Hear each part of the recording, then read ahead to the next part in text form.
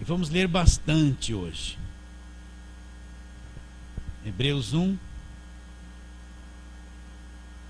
Eu vou começar a leitura no versículo 1. Havendo Deus outrora falado muitas vezes e de muitas maneiras aos pais pelos profetas, nestes últimos dias nos falou pelo Filho, a quem constituiu herdeiro de todas as coisas, pelo qual também fez o universo. Quem é este Filho? Ele que é o resplendor da glória, a expressão exata do seu ser, sustentando todas as coisas pela palavra do seu poder, depois de ter feito a purificação dos pecados, assentou-se à direita da majestade nas alturas. Vamos continuar. Tendo se tornado tão superior aos anjos, que herdou mais excelente nome do que eles. Versículo 5. Pois a qual dos anjos disse jamais: Tu és meu filho, hoje te gerei? E outra vez: Eu lhe serei pai e ele me será filho. E novamente, ao introduzir o primogênito no mundo, diz, preste atenção, e todos os anjos de Deus o adorem. Ainda quanto aos anjos diz, aquele que aos seus anjos faz ventos, e aos seus ministros labaredas de fogo. Mas acerca do Filho, o teu trono, ó Deus, olha como ele trata o Filho, como Deus. O teu trono, ó Deus, é para todo sempre, e cetro de equidade, e o cetro do seu reino. Amaste a justiça e odiaste a iniquidade, por isso o teu Deus te ungiu com óleo de alegria como nenhum dos teus companheiros. Ainda no princípio o Senhor lançaste os fundamentos da terra, e os céus são obras das suas mãos, eles perecerão. Tu, porém, permaneces, sim, todos eles envelhecerão qual veste. Também qual manto os enrolarás, e como vestes serão igualmente mudados. Tu, porém, és o mesmo, e os teus anos jamais terão fim. Ora, qual dos anjos jamais disse: Assenta-te à minha direita, até que eu ponha os teus inimigos por estrado dos teus pés? Não são todos eles espíritos ministradores enviados para serviço a favor dos que hão de herdar a salvação? É uma pergunta. Então vamos trabalhar. Essa carta é escrita aos judeus. Então Deus, através do escritor, que é alguém que conhece muito o Velho Testamento, vai fazer a transição do Velho Testamento para o Novo. Ele está falando para os hebreus. Então nunca esqueça, muitas coisas de Hebreus, elas são direcionadas ao povo que estava debaixo da lei, ao povo que estava debaixo do Velho Testamento. Eles são judeus, o judaísmo é religião nacional. Agora Cristo vem, estabelece uma nova aliança. Alguns estão se voltando para Cristo, e o escritor de Hebreus vai fazer a transição, tirá-los da velha aliança e mostrar Cristo na nova aliança, né? Eles nasceram na velha aliança, vai ter dificuldade de entrar e crer em tudo aquilo que diz a nova aliança. Então ele começa dizendo na carta: Deus outrora falou muitas vezes, de muitas maneiras aos pais pelos profetas. Então, como que Deus falou no Velho Testamento? Deus falou de muitas maneiras. Deus falou com Moisés através de uma sarça, né?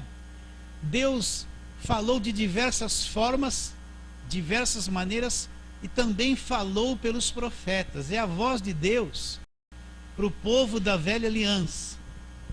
Mas e nos últimos dias? Nós somos o povo dos últimos dias. De que forma Deus falou nos últimos dias?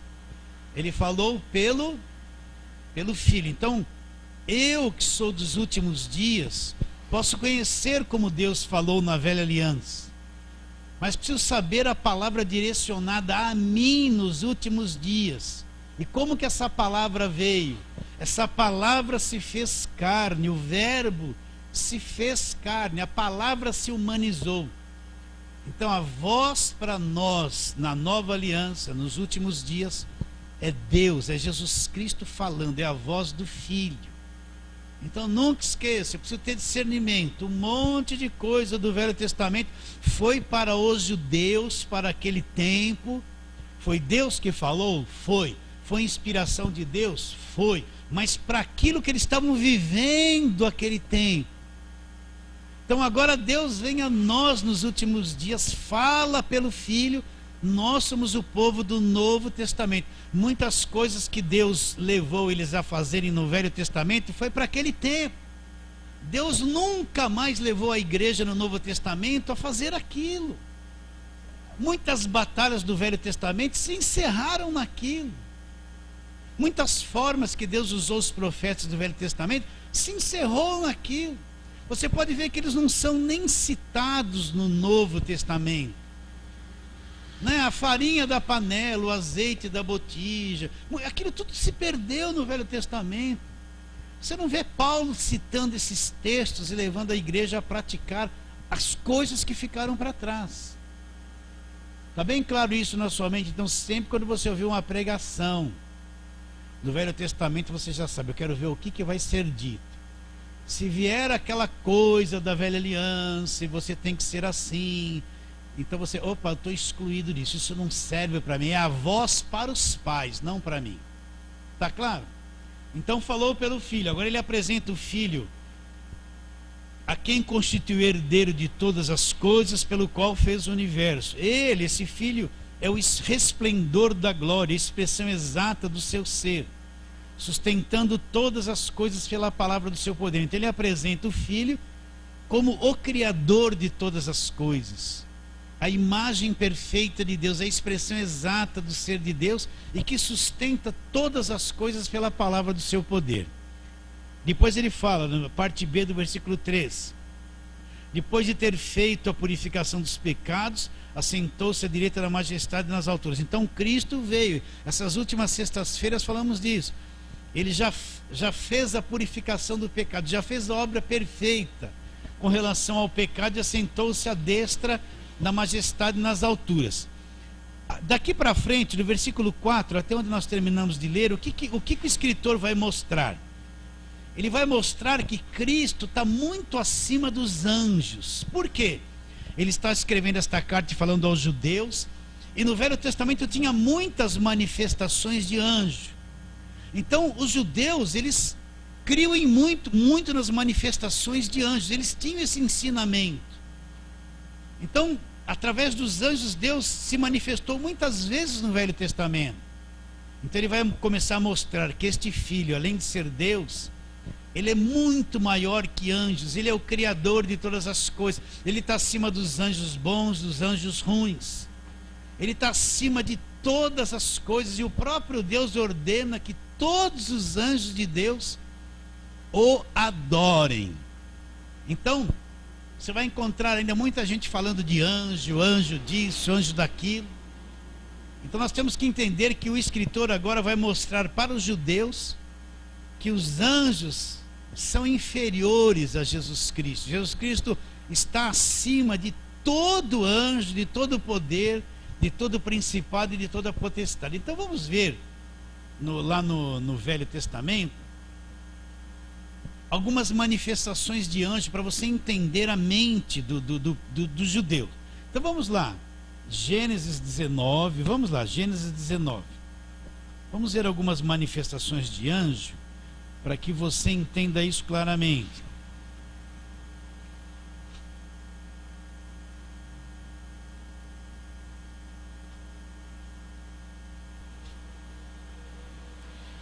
Aqui, Ló era o sobrinho de Abraão. E ele foi na direção de Sodoma e Gomorra e estava vivendo lá. E Deus revelou que iria destruir a cidade de Sodoma e Gomorra. Então, Deus mandou anjos para livrar Ló daquele lugar, porque a cidade seria destruída. Então vamos ler, versículo 1, capítulo 19 de Gênesis.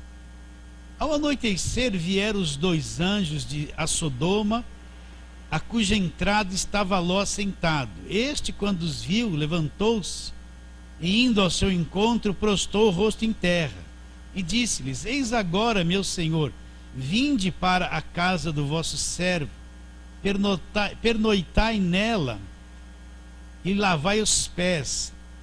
Levantar-vos-ei de madrugada e seguireis o vosso caminho. Responderam eles: não, passaremos a noite na praça. Instou-lhes muito e foram, entraram em casa dele, deu-lhes um banquete, fez assar uns pães asmos e eles comeram. Mas antes que saíssem, os homens daquela cidade cercaram a casa, os homens de Sodoma, tanto os moços como os velhos, sim, todo o povo de todos os lados, e chamaram por Ló e lhe disseram: onde estão os homens que à noitinha entraram em tua casa? Traze-os fora a nós para que abusemos deles. Olha que coisa interessante. Saiu-lhes então Ló à porta, fechou-a após si e lhes disse: rogo-vos, meus irmãos, que não façais mal. Tenho 2 filhas virgens, eu vou-las trarei, tratai-as como vos parecer. Porém, nada façais a estes homens, porquanto se acham sobre a minha proteção, sobre a proteção do meu teto. Eles, porém, disseram: retira-te daí. E acrescentaram: só ele é estrangeiro, veio morar entre nós e pretende ser juiz em tudo. A ti, pois, faremos pior do que a eles. E arremessaram-se contra os homens, contra o homem, contra Ló, e se chegaram para arrombar a porta. Porém os homens, estendendo as mãos, que eram os anjos, fizeram entrar Ló e fecharam a porta, e feriram de cegueira os que estavam fora, desde o menor até o maior. Até aí está bom. Apareceram 2 anjos. Ló percebeu que eram 2 anjos, fez entrar em sua casa, comer, pernoitar, e cedinho eles iriam embora. Eles vieram com a missão de destruir Sodoma e Gomorra. Os homens da cidade viram e queriam se relacionar com os 2 anjos. Eles vieram em forma de homens, deviam ser bem bonitos, e os homens queriam abusar deles. Olha só como estava a mentalidade de Sodoma e Gomorra. Por isso que os sodomistas são tratados como os homossexuais. Vem dessa palavra, Sodoma e Gomorra, porque a cidade estava infestada desse tipo de comportamento. Então Ló oferece as filhas. Eles não querem as filhas, querem os homens. Quando eles vão atacar Ló e sua casa, os anjos estendem as mãos e ferem todos eles de cegueira. E você já sabe da história. Os anjos levaram Ló embora e tal, e a cidade foi destruída. Então nós vemos aqui uma manifestação de anjos lá no Velho Testamento. Vamos ver outras. No capítulo 21, aí mesmo, Gênesis capítulo 21, Abraão teve um filho com a escrava, que é Agar, e depois lançou fora a escrava e o seu filho. Gênesis 21, versículo 15 em diante. Então ela foi embora lá, versículo 15: tendo acabado a água, Abraão mandou ela embora, ela foi para o deserto, levou pão, levou água, e depois acabou. Versículo 15: tendo-se acabado a água do odre, colocou ela o menino debaixo dos arbustos, e afastando-se foi sentar-se de fronte à distância de um tiro de arco, porque dizia: assim não verei morrer o menino. E sentando-se em frente dele, levantou a voz e chorou. Deus, porém, ouviu a voz do menino, e o anjo de Deus chamou do céu Agar e lhe disse: que tens, Agar? Não temas, porque Deus ouviu a voz do menino daí onde está. Ergue-te, levanta o rapaz, segura-o pela mão, porque eu farei dele um grande povo. Abrindo-lhe Deus os olhos, viu ela um poço de água, e indo a ele, encheu de água o odre e deu de beber ao rapaz. Deus estava com o rapaz, que cresceu, habitou no deserto e se tornou flecheiro. Até aí. Então Agar, que era aquela mulher que teve um filho com Abraão, que era escrava, né? Que era escrava, ela foi embora. Abraão mandou ela embora. No momento que ela está com sede, pensa que vai morrer o filho, tem uma manifestação de anjo. O anjo de Deus aparece, abre os olhos dela, e ela vê lá um lugar que tinha água. Ela bebeu, encheu o odre dela e sobreviveu. Eu não vou ler aqui um monte de textos. Tem Sansão, tem o anjo que aparece a Elias, tem a questão, vamos ler do rei Ezequias, Isaías 37, tem bastante manifestação de anjos. Isaías 37, está lá na frente, Ezequiel, aliás, Provérbios e Isaías. No capítulo 37,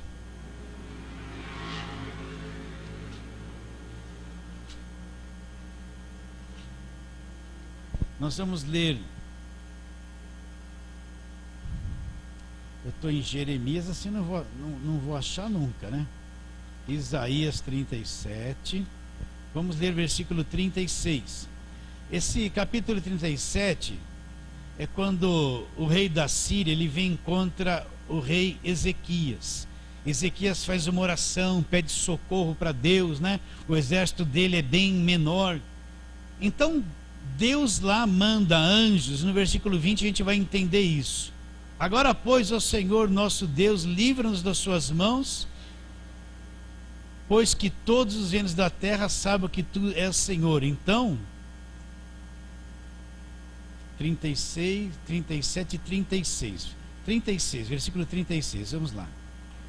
Eu li aqui o outro versículo, é o fim da oração de Ezequias no versículo 20. Versículo 36. Então saiu o anjo do Senhor e feriu o arraial dos assírios, a 185.000. E quando se levantaram os restantes pela manhã, eis que todos eram cadáveres. Retirou-se, pois, Senaqueribe, rei da Síria, e se foi. Voltou e ficou em Nínive. Então, para aí, o que aconteceu? Deus enviou um anjo para socorrer o rei Ezequias, e o anjo passou no arraial dos assírios e matou 185.000 homens. Os que ficaram vivos, quando acordaram, todo aquele exército era só cadáveres. Então nós vemos no Velho Testamento muita ação de anjos em favor do povo de Israel. Então os judeus tinham os anjos numa alta estima, como grandes personagens. Como Hebreus, ele está explicando quem é Jesus, volta lá para Hebreus. Então ele vai mostrar que Jesus está muito acima dos anjos. Você tem que entender que Jesus Cristo é Deus, ele está acima de todos os anjos, de todos os demônios. Ele é a autoridade máxima, nós não temos que temer nada. Nós só precisamos entender e crer que ele é a autoridade máxima, não tem nada acima dele. Então volta lá para Hebreus, né? E vamos ler a partir do versículo 4 como escritor. Hebreus 1, versículo 4. O escritor começa a dizer que Jesus está muito superior aos anjos. Versículo 4. Tendo se tornado tão superior a anjos, quando herdou mais excelente nome do que eles. Presta atenção. Pois a qual dos anjos disse jamais: tu és meu filho, hoje te gerei. Deus nunca disse para um anjo: tu és meu filho, hoje te gerei, mas disse para Jesus. Continuando: eu lhe serei pai, parte B do versículo 5, e ele me será filho. E novamente, ao introduzir o primogênito no mundo, diz: Deus dá uma ordem aos anjos. Quem é esse primogênito que foi introduzido no mundo? Jesus, que nasceu em forma de homem. E a todos os anjos de Deus, Deus diz aos anjos, e todos os anjos de Deus o adorem. Então Deus ordenou que todos os seus anjos vão fazer o que para Jesus? Vão adorá-lo, vão adorá-lo. Então Jesus está muito acima de anjos. Quantas reuniões do passado eu estive que a pessoa dizia assim: ó, o anjo de Deus com uma bandeja de prata, com uma caneca de azeite, com uma chave. Aí todo mundo: Jesus está aqui, irmãos, amém. O anjo está aqui, aquela coisa toda. O anjo é serviçal. Jesus está muito acima dos anjos. Quantas visões? Olha, tem um anjo com uma bandeja de prata, um anjo do azeite, o anjo do batismo com o Espírito Santo. Quem batiza com o Espírito Santo é Jesus, não é anjo. O anjo com a chave, o anjo que vai trazer a vitória, né? Ó o varão de branco, né? Ó o varão de branco. Sempre a mesma história. Jesus está muito acima disso. Jesus é o criador dos anjos. Teve até uma igreja na televisão que fez a campanha da troca do anjo, né? Vem aqui que você vai trocar o anjo. Já, que besteira é essa, gente? Você ouviu isso ou não? Mas teve. Então olha aqui, olha o versículo de número 6. E novamente, ao introduzir o primogênito no mundo, diz: e todos os anjos de Deus o adorem. E ainda quanto aos anjos diz: aquele que aos seus anjos faz labaredas e os seus ministros faz ventos e labaredas de fogo. Mas acerca do filho, olha como Deus trata o filho. O teu trono, ó Deus, que é o filho, é para todos sempre, é um cetro de equidade e é o cetro do teu reino. Amaste a justiça e odiaste a iniquidade, por isso o teu Deus te ungiu com óleo de alegria. Por que fala do óleo de alegria? Ele está citando Salmo de número 45, versículos 6 e 7, é o que tinha lá na velha aliança. Amaste a justiça e odiaste a iniquidade, por isso o teu Deus te ungiu com óleo de alegria, como a nenhum dos teus companheiros. Ainda no princípio lançaste os fundamentos da terra, e os céus são obra das suas mãos. Eles perecerão, tu porém permaneces. Sim, todos eles envelhecerão qual vestes, também qual manto os enrolarás, e como vestes serão igualmente mudados. O que vai ser mudado? Os céus e a terra, tudo isso vai passar. Tu porém és o mesmo, e os teus anos jamais terão fim. Ora, qual dos anjos jamais disse: assenta-te à minha direita até que eu ponha os teus inimigos por estrado dos teus pés? Deus nunca tratou um anjo como filho, nesse sentido, e autorizou um anjo a sentar à direita dele até que os inimigos sejam postos por estrado dos pés. Então ele está mostrando para os judeus que Jesus está muito acima dos anjos. Versículo 14: não são todos eles espíritos ministradores? Os anjos são espíritos ministradores, enviados a serviço a favor de quem? Dos que hão de herdar a salvação. Então os anjos, na realidade, eles são espíritos que ministram, eles são enviados por Deus para quê? A serviço, a nosso favor, a serviço dos que hão de herdar a salvação. Então nós não vemos anjos, nós não adoramos anjos, não somos como os colossenses, que faziam culto a anjos. Mas que os anjos existem, eles são a nosso favor, eles são. Eles prestam um serviço a todos que hão de herdar a salvação. Agora nós não oramos a anjo, eles não aparecem a nós não temos nem noção da presença dele na igreja do nosso lado, mas eles estão, e eles são prestadores de serviço a cada um de nós que vamos herdar a salvação. Acredita ou não? Então, nunca esqueça isso, meus irmãos. Olha, Jesus está acima de tudo. Ele está acima de todo o poder. Ele disse: toda a autoridade me foi dada nos céus e na terra. O diabo é nada perto de Jesus Cristo. Os demônios, que a turma tem medo, eles são nada perto de Jesus Cristo. Jesus Cristo está acima de toda a autoridade celestial. Está bem claro isso? Agora os judeus teriam dificuldade de entender isso. Então o escritor está mostrando, cita algumas coisas do Velho Testamento. Para quê? Para que o entendimento deles sejam abertos e eles enxerguem Jesus Cristo como Deus, o fiador da nova aliança, como tem que ser visto, e creiam nele de todo o coração. Tudo bem? Estamos indo? Alguma pergunta ou não? Então, meus irmãos, nós não precisamos fazer culto a anjos, não precisamos fazer campanha da troca do anjo. Nós não temos nem noção que eles estão ao nosso lado. Estão prestando serviço a cada um de nós, mas a nossa visão está posta em Cristo. Está bem claro isso? Então não crê em nada. O crente verdadeiro não crê em nenhuma outra coisa a não ser em Jesus Cristo. Jesus Cristo é o máximo, é suficiente. Agora nós vamos entrar no capítulo 2. Depois que ele introduz tudo isso no capítulo 1, para os judeus, é útil para nós também. Agora ele vê que muitos dos hebreus estão com o coração meio assim, acredita ou não acredita. Para quem foi escrita essa carta? Para os judeus, quem estava debaixo de lei, quem vivia o Velho Testamento. Ele está ensinando a transição do velho para o novo e centralizando tudo em Cristo. Agora leia com cuidado esse capítulo 2, olha lá. Por esta razão, ele está dizendo isso para os hebreus, importa que nos apeguemos com mais firmeza às verdades ouvidas. Quais são as verdades ouvidas? Tudo isso que ele está explicando e ensinando no capítulo 1. Nos falou pelo Filho, o Filho criador de todas as coisas. Ele é a expressão exata do ser de Deus. Ele purificou os pecados. Ele é muito superior aos anjos. Então ele vai dizer, capítulo 2, por essa razão importa que nos apeguemos com mais firmeza a quê? As verdades ouvidas, para que delas jamais nos desviemos. Então é um apelo que ele está dizendo. Olha agora, meus irmãos hebreus, convém agora que vocês, importa que vocês se apeguem com mais firmeza a essas verdades ouvidas. Quais verdades? O capítulo 1 que ele introduziu.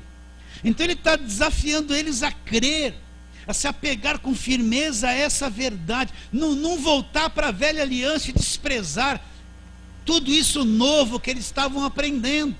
Por quê? Ele continua dizendo no versículo 2, aí ele cita o exemplo dos anjos do Velho Testamento. Se pois se tornou firme a palavra falada por meio de anjos, e toda transgressão e desobediência recebeu justo castigo, aqueles anjos que vieram retirar Ló de Sodoma e Gomorra, eles falaram que iriam destruir a cidade, e eles destruíram a cidade. Se um anjo falou que ia destruir, e se cumpriu a destruição, como nós vamos escapar da palavra falada pelo Filho no tempo do fim? Olha lá, vou ler de novo. Por esta razão importa que nos apeguemos com mais firmeza às verdades ouvidas. Quais verdades ouvidas? Tudo isso que eles ouviram e aprenderam do capítulo 1. Para que delas jamais nos desviemos. Agora ele faz um apelo. Eles gostavam e criam nos anjos. Então ele fala, se pois se tornou firme a palavra falada por meio de anjos lá na velha aliança, e toda transgressão e desobediência recebeu justo castigo, como escaparemos nós se negligenciarmos tão grande salvação? Então eles podiam fazer o quê? Eram os hebreus, eles podiam crer, abrir o coração e crer, e podiam se fechar e rejeitar essa tão grande salvação e voltar para trás. Está bem claro isso na tua mente? Agora diante deles está uma decisão: crer de todo o coração nessa salvação trazida por Jesus Cristo, ou voltar para trás e ficar com a lei, com a velharia e perder tudo aquilo que foi anunciado. Então vamos ler o versículo 3. Como escaparemos nós se negligenciarmos tão grande salvação, a qual, tendo sido inicialmente anunciada pelo Senhor, não por Moisés, mas pelo Senhor, foi-nos depois confirmadas pelos que a ouviram, dando Deus testemunho juntamente com eles por sinais, prodígios e vários milagres, e por distribuições do Espírito Santo segundo a sua vontade. Então ele está fazendo um apelo. Tem que se apegar a essa verdade com firmeza. Se lá na velha aliança que se cumpriu, um anjo falou uma coisa e a desobediência foi punida, como nós vamos escapar que agora o Filho vem estabelecer uma nova aliança, um novo testamento? Ele é o fiador da nova aliança, ele é a manifestação de Deus da nova aliança. Como nós vamos escapar? Se a palavra de um anjo se cumpriu o castigo, como nós vamos escapar a palavra falada pelo Filho? Tem muito mais peso, muito mais autoridade, muito mais vida a palavra falada pelo Filho.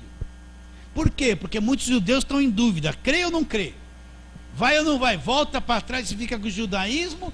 Ou aceita a nova aliança e sai da tradição e entra realmente como teria que se entrar no cristianismo?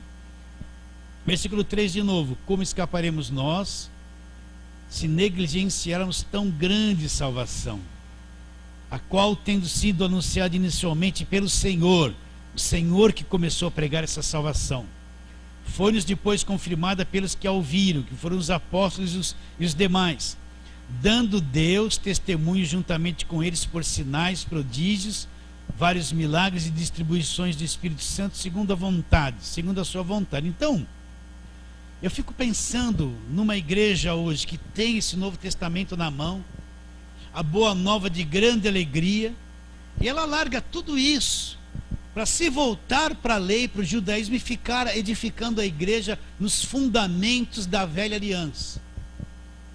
Era o que os hebreus podiam fazer, eles podiam negligenciar tudo isso que eles tinham ouvido, voltar para trás e ficar na velha aliança. Como eles escapariam, né, como escaparemos nós se negligenciarmos a tão grande salvação? Vocês estão entendendo? Está bem claro?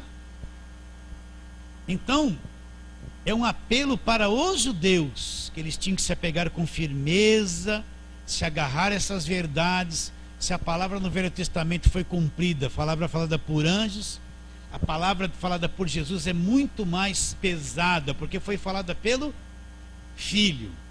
Alguma pergunta a respeito? Sim ou não? Então vamos lá, versículo 5. Agora olha o que ele vai falar. Pois não foi a anjos que sujeitou o mundo que há de vir. Qual é esse mundo que há de vir? Esse reino eterno, essa manifestação do reino de Deus, esse lugar no qual nós fazemos parte. O reino de Deus. Então, esse reino de Deus não está sujeito a anjos, mas está sujeito ao quem? Vou ler de novo. Pois não foi a anjos que sujeitou o mundo que há de vir. Então não veio, é uma coisa futura que há de vir, sobre o qual estamos falando. Mas alguém em certo lugar deu pleno testemunho dizendo: que é o homem que dele te lembres? Ou filho do homem que o visites? Fizeste-o por um pouco menor que anjos, e de glória e de honra o coroaste, e o constituíste sobre as obras das suas mãos. Todas as coisas sujeitaste debaixo dos seus pés.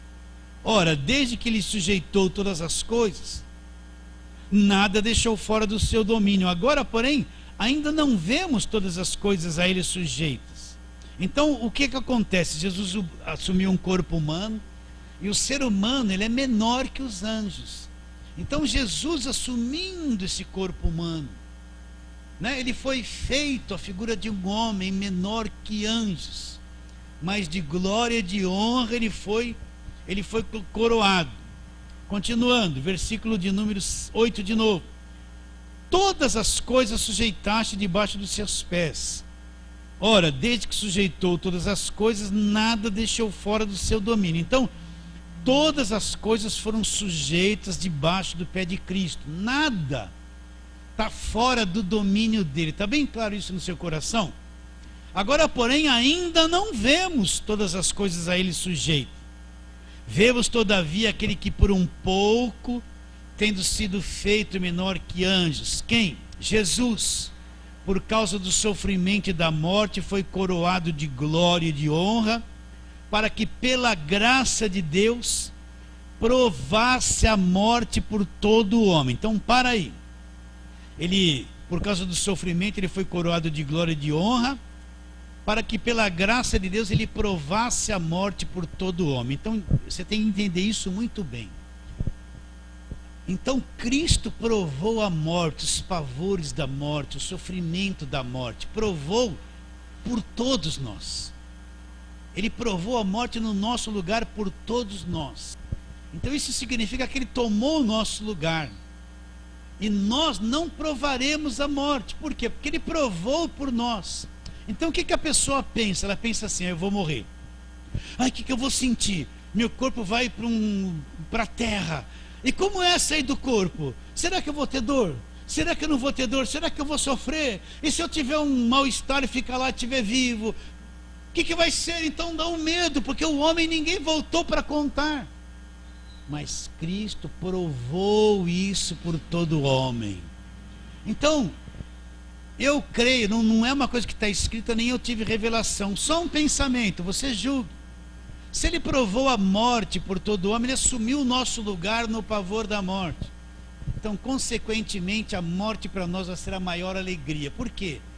Simplesmente você vai se desprender do corpo, já vai se encontrar com o mundo celestial. Quando Lázaro morreu naquela parábola em Lucas 16, Lázaro que era o mendigo, o que aconteceu? Morreu o mendigo e foi levado pelos anjos para o seio de Abraão. Quando Lázaro morreu, saiu do corpo, ele já deu de cara com os anjos. Ele não ficou com medo dos anjos, ele já deu de cara com o mundo celestial, o mundo invisível, com seres espirituais. E esses anjos o levaram para onde? Para o seio de Abraão. Então eu penso que é isso. A partir do momento que teu corpo parar, a tua alma, teu espírito se desgrudar do corpo, que você vai sair daqui invisível, acredita nisso ou não? Olha, hoje mesmo eu estive num velório, eu estive num cemitério hoje. Tem duas coisas que o pastor faz muito: casamento e enterro. Então hoje à tarde eu estava lá na Cachoeirinha pregando justamente isso.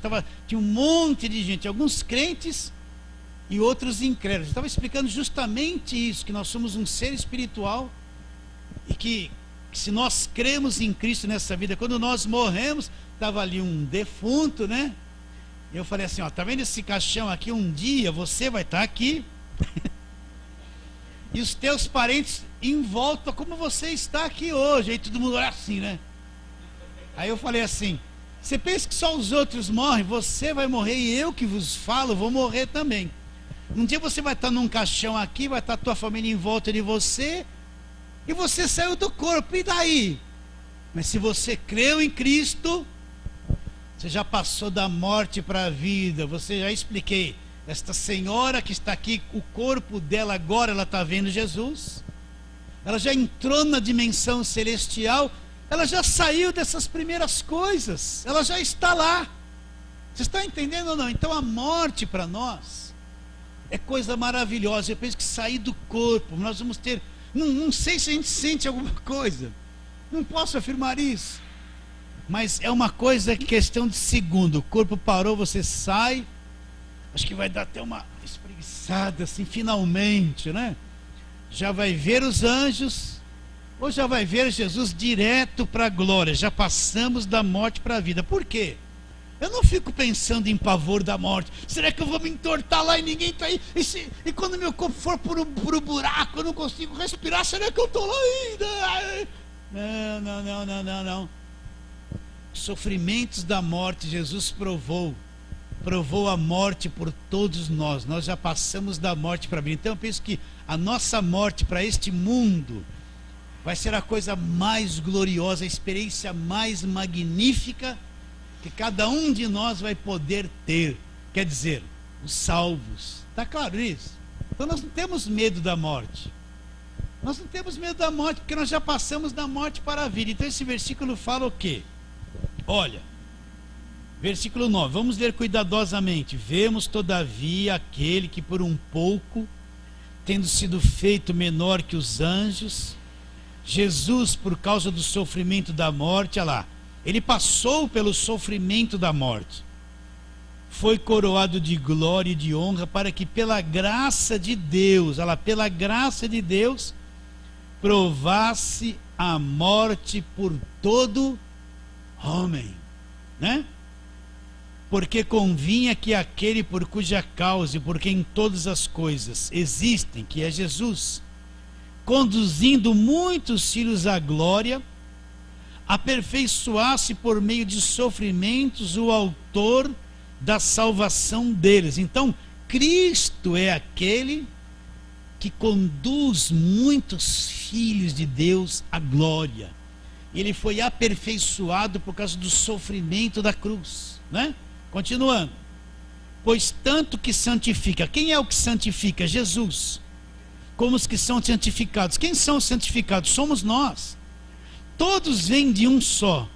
Por isso é que ele não se envergonha de lhes chamar irmãos, dizendo: aos meus irmãos declarei o teu nome, cantar-te-ei louvores no meio da congregação. E outra vez, eu porei nele a minha confiança, e ainda, eis aqui estou e os filhos que Deus me deu. Agora, para quem ele está dizendo isso? Para os judeus.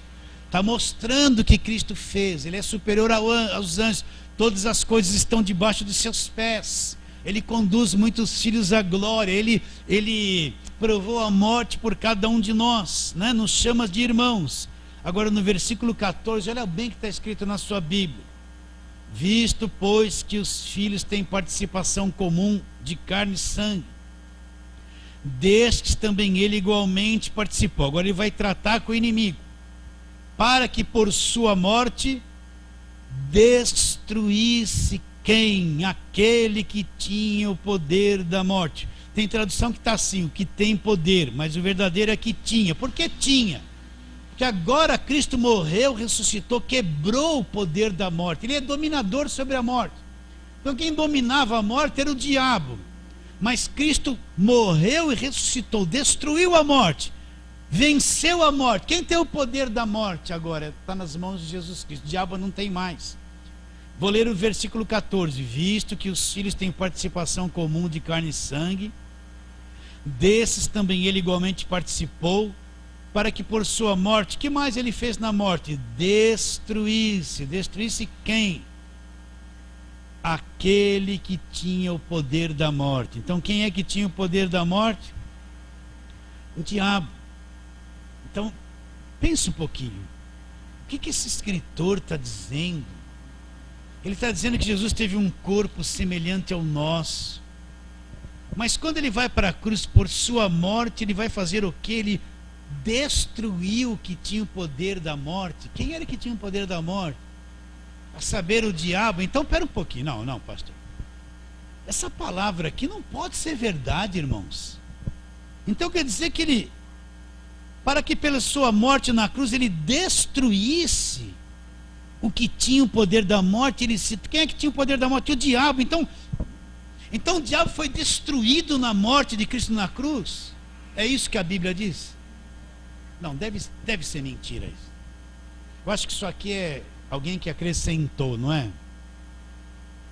Pastor, então esse diabo que todo mundo fala que é grande, que está cheio de demônios, que mexe com a igreja e está numa guerra contra a igreja, e entra na casa do crente, e se a pessoa abrir a boca assim, tem demônio, é demônio para todo lado, esses demônios da macumba que essas igrejas pregam, os feitiços, os olhos gordos, quer dizer que todo esse demônio, esse diabo que põe medo em todo mundo, quer dizer que Jesus destruiu ele na cruz do Calvário?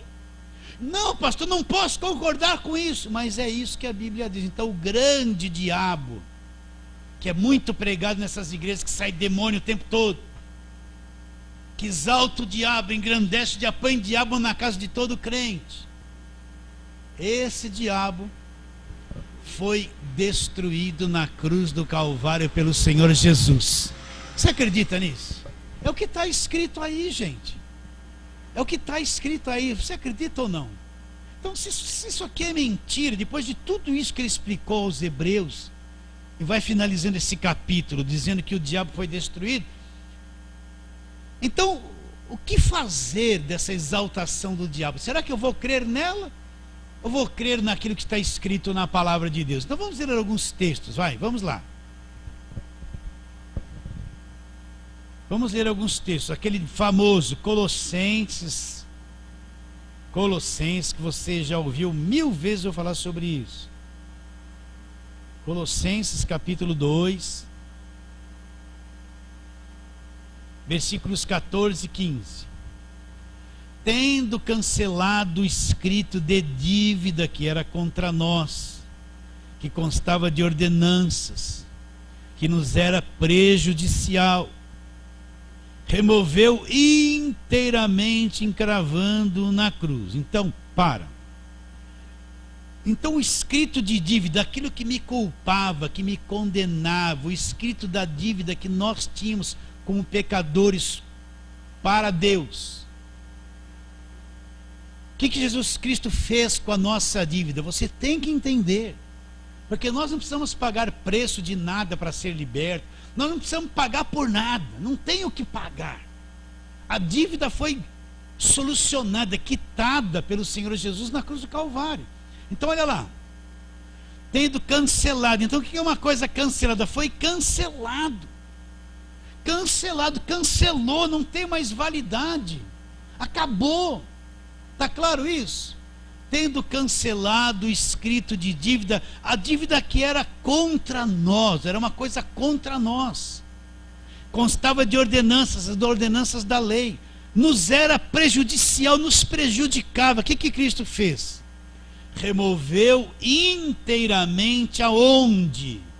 Encravando-a na cruz. Então quando Cristo vai para a cruz, A nossa dívida é cravado, o escrito da dívida é desfeito, é cravado na cruz. Depois que a dívida é paga, o que Jesus vai fazer? Agora ele se dirige para o diabo. E despojando os principados e potestades, publicamente os expôs ao desprezo, triunfando deles aonde? Na cruz. O que é despojar? É tomar o domínio, tomar o território, quebrar a autoridade, é enfraquecer, é despojar, é desfazer. Vocês estão entendendo? Então, Jesus Cristo despojou, desfez, quebrou o domínio, quebrou a autoridade, tomou o território, despojou os principados, o diabo e todos os seus demônios. Você acredita nisso? Então, se eu acredito nisso, que a minha dívida foi paga e o diabo foi despojado, por que é que eu vou andar com medo de macumba, de diabo, de demônio, de feitiço? Por que é que eu vou andar com medo disso? Se a palavra diz que o diabo foi despojado, minha dívida foi paga. Cristo tampou a brecha, ele removeu, cancelou a dívida, pagou no meu lugar, tampou a brecha da humanidade. Mas só é válido para aquele que acredita. Por que é que eu vou acreditar no inimigo que Hebreus diz que foi destruído? E aqui Paulo fala que foi despojado, exposto ao desprezo, e Cristo triunfou dele na cruz. Por que eu vou ter medo do inimigo? Mas agora uma grande fantasia de medo é criada na mente das pessoas. É o demônio, é o diabo, é a macumba. O diabo está furioso, ele vai te pegar, ele pega o teu filho, ele está na tua casa, ele está na tua cabeça, é a doença, é um demônio, né? Aí vai ler ali em Lucas, a mulher encurvada, ela estava lá dentro da sinagoga, Jesus falou, vem para cá, ela foi lá, ele libertou ela daquela encurvatura e falou assim, por que não poderíamos livrar essa filha de Abraão que Satanás mantém presa não sei quanto tempo? Mas aquela mulher estava debaixo de lei, estava dentro de uma sinagoga, não conhecia Jesus, não era salva. O salvo não anda encurvado, gente. O salvo não tem demônio, é um liberto do império das trevas. É ou não é? Você acredita nisso? Então, olha antes você está em Colossenses, olha lá, volta Colossenses 1,13.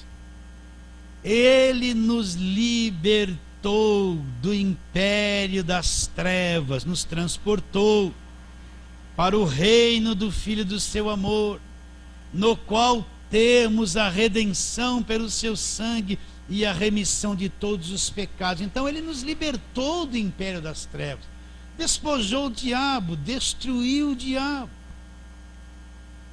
Então a batalha contra o diabo é o seguinte: eu imponho a verdade da palavra na cara dele.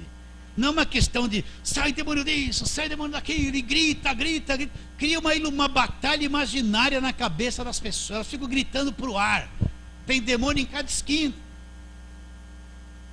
A questão da batalha do demônio é o seguinte: eu conheço a verdade e eu, pela minha fé, imponho essa verdade diante dele. Ele tem que se prostrar diante da verdade, porque é a palavra de Deus. Então, quando a igreja crê nisso, o povo crê, o povo vai se sentir seguro, guardado, vai entender que Cristo é poderoso, é grande, é gigantesco, é maior que tudo, e acabou com o poder do diabo na nossa vida. Mas isso é válido para quem é crente, quem é salvo, quem crê. O que está no mundo está na mão do diabo, é diferente. Mas se lá no mundo alguém se converter, arranca, é liberto. Agora ele precisa ser ensinado o que foi. O evangelho precisa ser pregado, edificar a fé dele na verdade. Mostrar, agora você é salvo, creu em Senhor Jesus, creu. Agora eu vou te ensinar o que é ser salvo. E trabalhar, mostrar o evangelho para ele, tudo que Cristo conquistou para ele. Não é pôr ele no medo, pôr a mão na cabeça dele o tempo todo, chacoalhar. Entende? O tempo todo dá óleo orado, agorada, tem um diabo na tua casa. Aterroriza a pessoa em vez de mostrar a verdade para ela ter paz, para ela ver a grandeza de Jesus Cristo. Louvores de guerra. louvor de guerra. Mas pera um pouquinho, o louvor é para adorar a Deus. Eu vou ficar cantando guerra. Pelo Senhor marchamos, sim, né? Estou em guerra. Não, pera aí, a guerra já acabou na cruz. Jesus já venceu. Até eu que estou cantando esse pelo Senhor aí. Vamos parar. Né? Homem de guerra é Jeová. Primeiro Jeová se torna homem, e depois ele é homem de guerra. A visão do Velho Testamento. Homem de guerra é Jeová, guerra. Seu nome é temível na terra, a todos os seus inimigos venceu. Deus grande e terrível, temível em louvores, né? Homem de guerra, estou em guerra o tempo todo. Eu não canto isso mais, mas nem pensar. Vocês estão entendendo isso agora? Está mais claro isso na mente de vocês? Está mais claro? Eliane, está bem claro isso na tua mente? Né? Mas é verdade. Vocês aceitam isso, queridos? Então tem vários textos aqui, mas só para você ver aqui um... Vamos ler aquele Marcos 5. Vamos um pouquinho para Marcos 5. Ó. Se você tem que ver, isso antes da cruz. Marcos capítulo 5. Quanta coisa que aterroriza, quanta coisa que a gente cantava, que mais põe medo e é anti o evangelho. Então Marcos 5, vamos ler esse de 1 a 14, só para você entender, olha. Isso aqui é a cura do endemoniado Gerazeno Gadareno, ó. Entre mentes chegaram a outra margem do mar, a terra dos Gerazenos. Ao desembarcar, logo veio dos sepulcros ao seu encontro um homem possesso de espírito imundo, a qual vivia nos sepulcros, e nem mesmo com cadeias alguém podia prender. Porque tendo sido muitas vezes preso com grilhões e cadeias, as cadeias foram quebradas por ele e os seus grilhões despedaçados. E ninguém podia subjugá-lo. Andava de noite, de dia, clamando por entre os sepulcros, pelos montes ferindo-se com pedras. Quando de longe viu Jesus, correu e o... pastor, isso me deixa doido. Uma pessoa possuída por demônios, que punham as cadeias, ele quebrava, ele vivia no meio do cemitério, gritando, parecia um bicho. Aí ele vê Jesus de longe, corre para Jesus e adora Jesus. Mas os demônios não são fortes, né? Não são poderosos. Eles vêm, o endemoniado vem demônio e tudo adora Jesus, se prostra. Está escrito isso na sua Bíblia, tá? Você enxerga como Jesus é grande. Olha o versículo 6. Quando de longe viu Jesus, correu e o adorou. Aí o demônio fala, olha lá, exclamando com alta voz: que temos contigo, Jesus, Filho de Deus Altíssimo? Conjuro-te por Deus que não me atormentes, com o maior medo. Pois Jesus lhe dissera: espírito imundo, sai desse homem. E perguntou-lhe: qual é o teu nome? Respondeu: Legião é meu nome, porque somos muito. Agora olha os demônios, ó. E rogou-lhe encarecidamente que não mandasse para fora do país. Ora, pastava ali pelo monte uma grande manada de porcos. E os espíritos imundos rogaram a Jesus, dizendo: manda-nos para os porcos, para que entremos nele. Então Jesus permitiu, até para entrar nos porcos. Eles pediram autorização para Jesus, não pediram? Como é que pode demônio adorar? Porque reconheceram Jesus. Agora você é um crente. Em meu nome expulsarão demônios. Quem? Só o apóstolo? Não. Só o homem da oração forte? Não. Só aquela missionária do reteté, plá, plá, plá, estou vendo esse que... Eis, parece um caboclo. Não é? Eis. Não é isso? Só essa gente que expulsa demônio? Nada, meu irmão. Qualquer um que crê. Qualquer um que crê, se ficar um parente endemoniado, olha para aquilo e fala: olha, em nome de Jesus sai. Vai sair, meu irmão. Qualquer um. Não tem essas pessoas especiais, são melhores que as outras. Eu não sou melhor que você. A minha função é falar. Nada mais. Mas você, qualquer um que está aqui pode vir assim um cara de 2 metros, com 180 quilos assim, ó, pra cima de você. Pode ser uma irmãzinha de 1,55 m falar: em nome de Jesus, sai dele. Basta crer, meu irmão. Você tem que mostrar isso para a igreja, porque sabe o que é? Fica um punhadinho que se acha especial, dominando todo mundo. Ele vê, ele revela, ele sapateia, ele é o bom, ele tem o tal de dom. O resto é todo um monte de bobinho que fica dominado ali por uns que mandam. E isso não é igreja, isso é escravidão. A irmãzinha, Deus falou, Deus. A palavra não fala nada. Agora ela fechou os olhos e ficou que nem galinha. Falou. Agora Deus falou. E a palavra é deixada de lado. Fala, Borges. Não leva mal que eu falo assim. Eu falo assim, sabe por quê? Porque eu fiquei nesse meio, eu fiquei por aqui disso. Eu vi que é tudo enrolação. Não é dom, é enrolação. Porque a serpente, veja bem, por que a serpente falou com a mulher? Porque a serpente vivia entre eles ali, e a serpente era uma coisa mais comum, não teve nada de estranho para Eva. Eva via a serpente, eles deram nome a todos os animais, mas naquele momento a serpente apareceu ali e era a coisa mais comum. Ela está cansada de ver a serpente, e a serpente falou com ela, foi enganada através da serpente. Ali foi primeiro, como é que fala?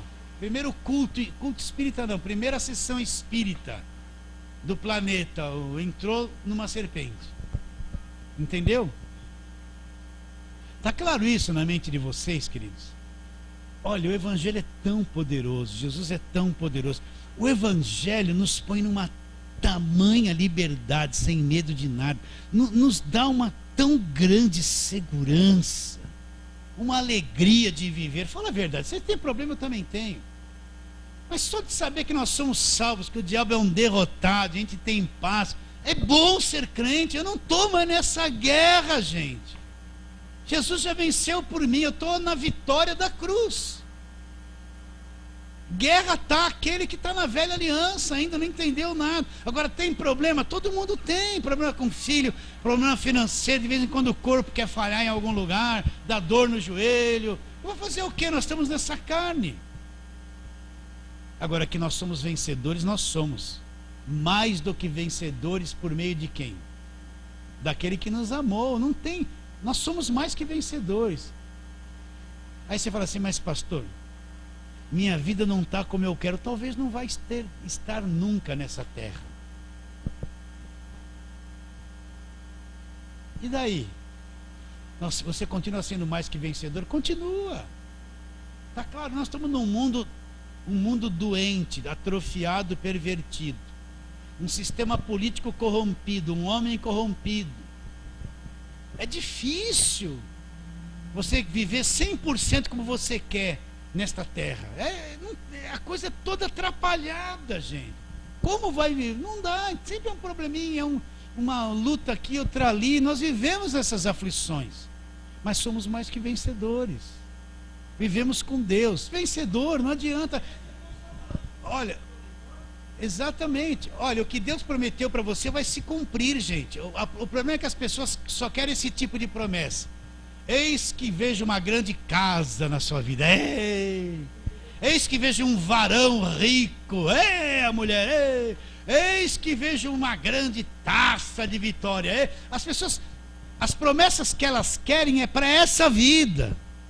Eles querem isso, é o dinheiro, é só essas coisas terrenas. E tomara que você tenha muito dinheiro. E eu também tomara, mas se não tiver? Mas o que Deus disse a teu respeito, que você é um filho, não vai perder a salvação. Você é um liberto do império das trevas, o Espírito está em você, o diabo não te toca. Não tem nada nesta vida, nem na era, nem altura, nem profundidade, nem demônio, nada que possa quebrar esta palavra, desfazer essa verdade.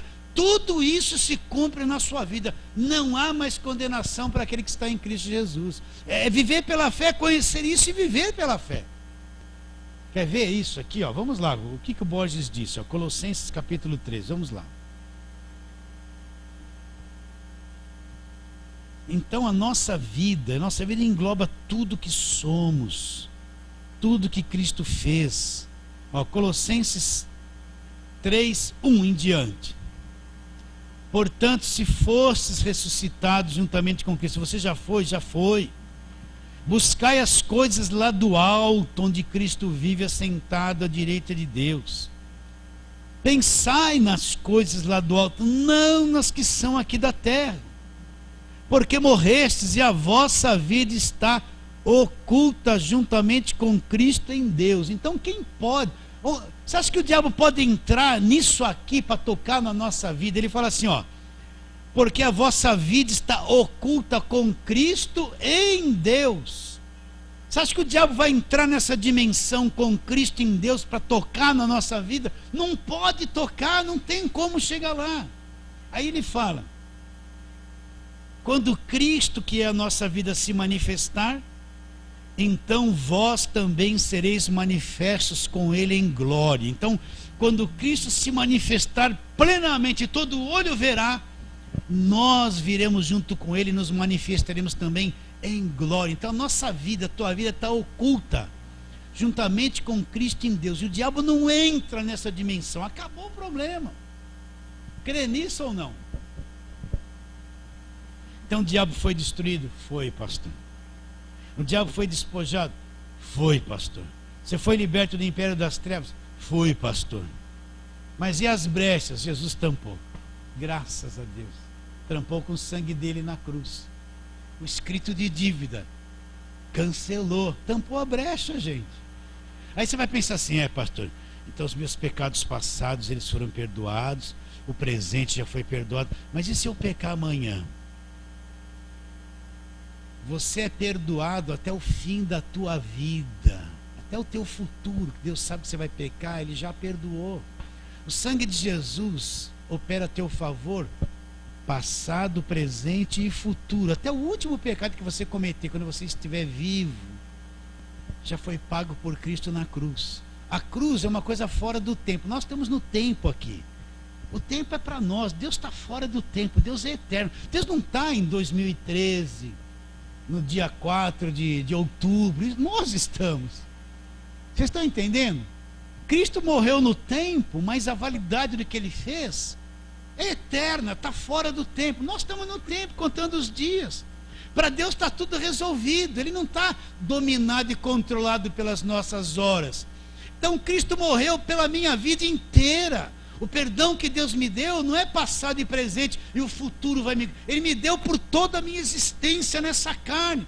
Eu não quero pecar, mas amanhã eu vou ficar irritado. Pequei.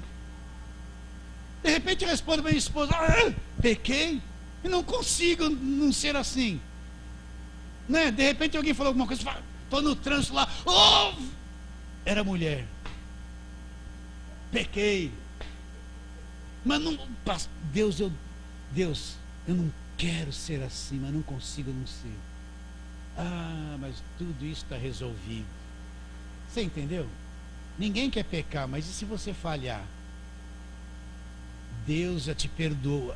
A obra de salvação é por toda até a tua vida, até o último dia que você estiver vivo na terra. Então o sangue de Jesus não é uma coisa passada e presente, futuro, sabe lá. Resolveu o nosso futuro também. Nós já somos perdoados, está claro isso?